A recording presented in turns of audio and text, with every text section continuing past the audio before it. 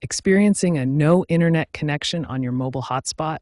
Let's troubleshoot step by step. First, ensure your hotspot has at least 2 to 3 bars of cellular signal.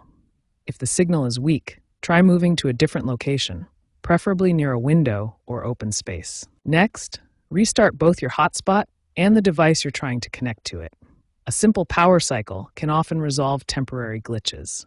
If problems persist, remove and reinsert the SIM card in your hotspot to ensure it's properly connected.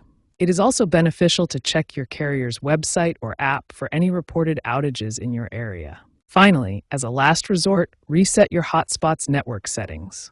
This will wipe Wi-Fi and cellular data configurations, requiring you to reconnect, but it can resolve persistent connectivity problems. Remember, a weak battery can also simulate a no internet state by shutting down connections, so ensure your hotspot is adequately charged. Incorrect access point name settings are a common cause of no internet issues.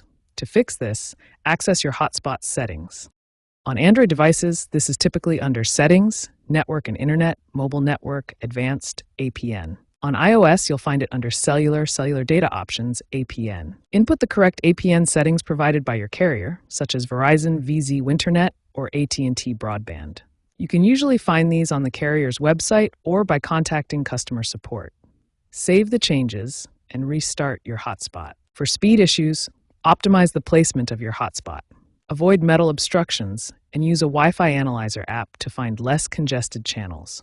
Limit the number of devices connected to your hotspot to free up bandwidth. Ensure your hotspot's firmware is up to date for performance improvements. You can also try switching between 5G and 4G LTE bands to see if one provides better speeds.